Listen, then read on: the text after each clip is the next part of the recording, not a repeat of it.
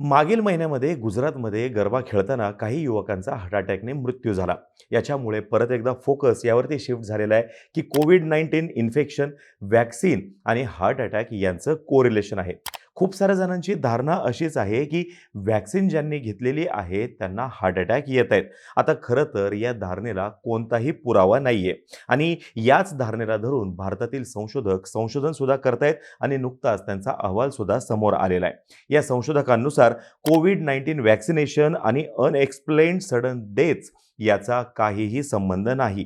उलट या संशोधकांनुसार ज्यांना कुणाला व्यसन करण्याची सवय म्हणजे जे ड्रिंकिंग करतात किंवा जे इंटेन्स वर्कआउट करतात यांच्यासाठीची ही रिस्क सर्वात मोठी आहे. आज आपण सविस्तरमध्ये माहिती घेऊयात की सर्वांची या व्हॅक्सिनेशन संदर्भातली धारणा नेमकी काय आहे आणि संशोधकांचं याच्यावरचं मत काय आहे याच्यावरती सुद्धा आपण नजर टाकण्याचा प्रयत्न करूयात. नमस्कार, मी अरुणराज जाधव बोलभिडूवरती तुम्हा सर्वांचं अगदी मनापासून स्वागत करतो. संशोधक जे आहेत ते आपल्याच देशातील आहेत. The Indian Council of Medical रिसर्चचे हे संशोधक आहेत आणि यांनी एक स्टडी केला ज्याचं नाव होतं anecdotal reports about sudden unexplained deaths among apparently health adults between 18 to 45 years.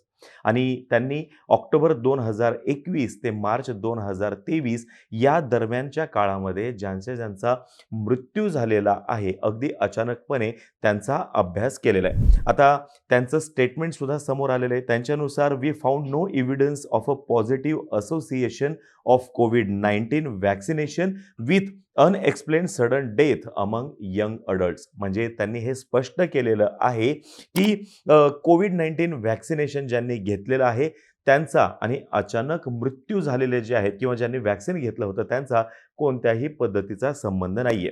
याला जोडूनच ICMRने या सडन डेथ मागची काही कारणं सांगितली. पहिलं जे होतं ते म्हणजे फॅमिली हिस्ट्री बघितली त्यांनी. सडन डेथ ज्यांची झाली त्यांची फॅमिली हिस्ट्री बघितली. हॉस्पिटलायझेशन फॉर कोविड-19 ही सुद्धा हिस्ट्री त्यांनी बघितली. यासोबतच त्यांचे एकूण ड्रिंकिंग हॅबिट्स ज्या आहेत त्या सतत चढ्या होत्या ते सुद्धा त्यांनी निरीक्षण नोंदवलेलं आहे. आणि यासोबतच काही जे अचानक ज्यांचा मृत्यू झालेले व्यक्ती होते त्यांनी इंटेन्स फिजिकल ॲक्टिव्हिटी केल्याचं सुद्धा त्यांना समोर आलेलं होतं. ICMRच्या या रिसर्चरनी 29,171 सडन डेथ्स झालेल्या केसेसचा अभ्यास केला.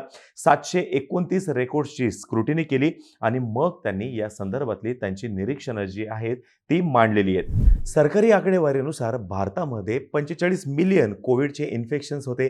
त्याच्यातील 5,33,295 जणांचा कोविडमुळे मृत्यू झाला. आता तज्ज्ञांनुसार हा मृतांचा आकडा याच्याहून अधिक असू शकतो, पण आपला तो काही चर्चेचा विषय नाही.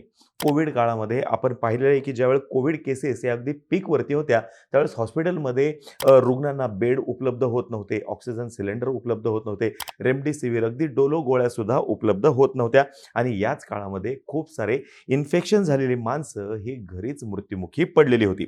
नंतरच्या काळामध्ये अगदी जोरदारपणे व्हॅक्सिन ड्राईव्ह सुरू झालं आणि नंतरच्या काळामध्ये साथ सुद्धा आटोक्यात आलेली आपण पाहिलेली आहे. रिसर्च करत असताना सडन डेथ झालेले हेल्दी अडल्ट्स यांचं इन्व्हेस्टिगेशन करण्यात आलं आणि याच्यातील बहुतांश मृत्यूचा कोविड-19चा आणि व्हॅक्सिनचा संबंध जोडला जात असल्याचं सुद्धा समोर आलेलं होतं.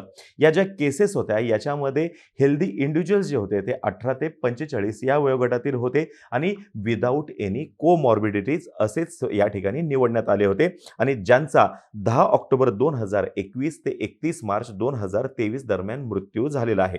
आता यांचं कोविड इन्फेक्शन, व्हॅक्सिनेशन आणि पोस्ट कोविड हेल्थ कंडिशन याचा डेटा कलेक्ट केला गेला. त्यांची फॅमिली हिस्ट्री जी आहे त्याची माहिती घेतली गेली.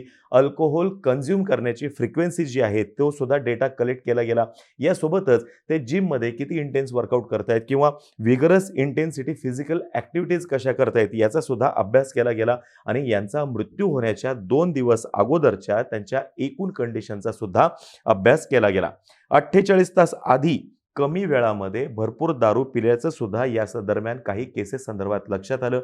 काही जणांनी अंमली पदार्थाची नशा केल्याचं सुद्धा लक्षात आलेलं होतं आणि याच्यावरूनच आता ICMR असं म्हणतंय की व्हॅक्सिनेशन आणि आता जे सडन डेथ झालेले हार्ट अटॅक जे आहेत याचा कोणत्याही पद्धतीचा संबंध नाहीये.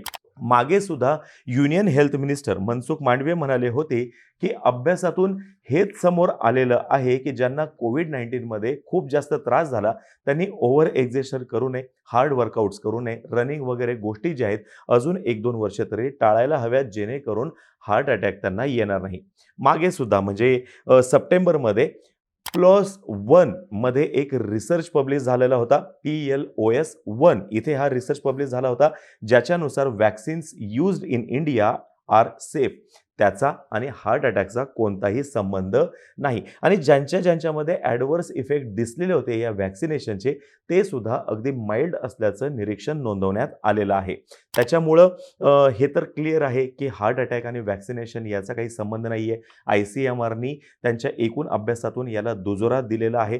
फक्त एक काळजी घ्यायला हवी, ज्यांना खूप सारा त्रास कोविड काळामध्ये झाला होता आणि ज्यांचं वय आता वाढत चाललेलं आहे, त्यांनी टाईम टू टाईम चेकअप करून घेणं गरजेचं आहे आणि डॉक्टरला टाईम टू टाईम व्हिजिटसुद्धा करणं त्यांनी गरजेचं आहे, जेणेकरून भविष्यामध्ये कोणतीही हानी जी होणारी आहे, ती टाळता येऊ शकते. आता ही माहिती जर का तुम्हाला आवडली असेल, खाली कमेंट बॉक्समध्ये नक्की सांगा. तोपर्यंत आम्हा सर्वांचे व्हिडिओ जास्तीत जास्त लोकांपर्यंत पोहोचवा आणि चॅनलला सबस्क्राईब करा तेवढं विसरू नका. धन्यवाद.